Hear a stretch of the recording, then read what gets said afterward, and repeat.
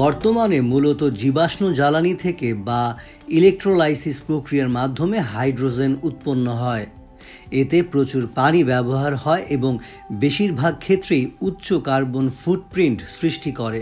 বিজ্ঞানীরা পৃথিবীর ভূপৃষ্ঠের নিচে হাইড্রোজেন গ্যাসের বিশাল মজুদ খুঁজে পেয়েছেন।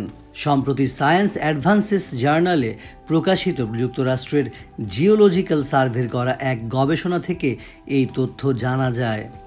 বিজ্ঞানীরা মনে করছেন এই বিপুল পরিমাণ হাইড্রোজেন উত্তোলন করা গেলে তা শক্তির চাহিদা পূরণে একটি নতুন পরিবেশ বান্ধব ও টেকসই সহায়ক হতে পারে।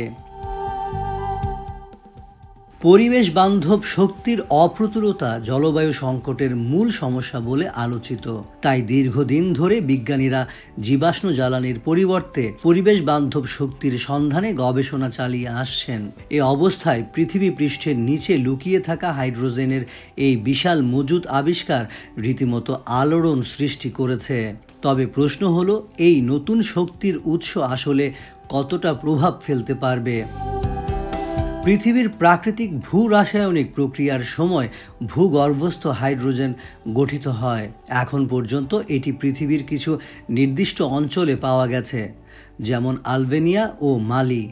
সায়েন্স অ্যাডভান্সেস জার্নালে প্রকাশিত নতুন গবেষণায় বলা হয়েছে, এই হাইড্রোজেন মজুদ সারা পৃথিবীতে ছড়িয়ে আছে।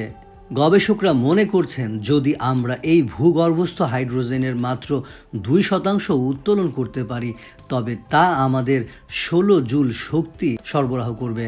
শুনে মনে হতে পারে এটা অনেক বেশি পরিমাণ শক্তি, তবে আসলে এটি সারা পৃথিবীর মানুষের 35 মিনিট ব্যবহৃত শক্তির সমান।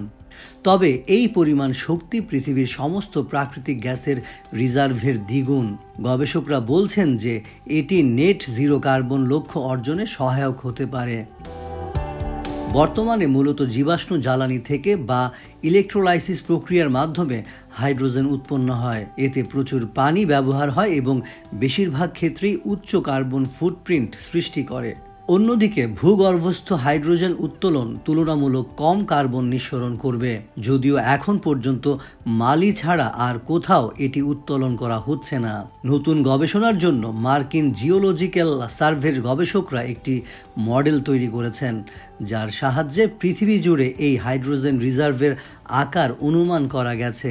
এই মডেল অনুযায়ী পৃথিবীর পৃষ্ঠের নিচে 3.7 মিলিয়ন গাড়ি বা 1.56 বিলিয়ন ফ্লামিঙ্গোর সমান ওজন হাইড্রোজেন থাকতে পারে। তবে এখনই সারা পৃথিবীতে এই হাইড্রোজেন উত্তোলনের উদ্যোগ নেওয়া উচিত কিনা এ বিষয়ে বিশেষজ্ঞরা নিশ্চিত নন। ইউনিভার্সিটি কলেজ লন্ডন UCL এর ভূতাত্ত্বিক বিজ্ঞানী প্রফেসর বিল ম্যাকগুয়ার BBC সায়েন্স ফোকাসকে বলেছেন, এভাবে এত বড় পরিসরে হাইড্রোজেন উত্তোলন করে যদি আমরা কার্বন নিঃসরণ কমাতে এবং জলবায়ু সংকট সমাধান করতে চাই, তবে তার জন্য একটি বিশাল বৈশ্বিক উদ্যোগের প্রয়োজন হবে। বাস্তবে আমাদের হাতে এত সময় নেই।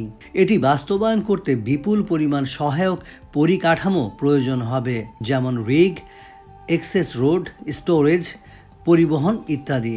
তাছাড়া আমরা যদিও জানি কতটা হাইড্রোজেন রয়েছে, কিন্তু ভূগর্ভের ঠিক কোন কোন স্থানে এই মজুদ রয়েছে তা এখনও পুরোপুরি সুনির্দিষ্টভাবে চিহ্নিত করা যায়নি। এছাড়া বাতাস ও সূর্য থেকে যে পরিমাণ শক্তি পাওয়া যায় তা দিয়ে আমরা সহজেই আমাদের শক্তির চাহিদা পূরণ করতে পারি। এছাড়া এই প্রযুক্তি সহজ, পরীক্ষিত ও সুপ্রতিষ্ঠিত।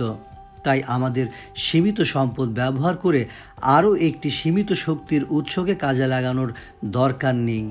তাই যদিও এই বিপুল ভূগর্ভস্থ হাইড্রোজেনের উৎস আবিষ্কার অনেক বড় অর্জন, তবে এটি কি জলবায়ু সংকটের সমাধান করতে পারবে কিনা তা এখনও এক বড় প্রশ্ন।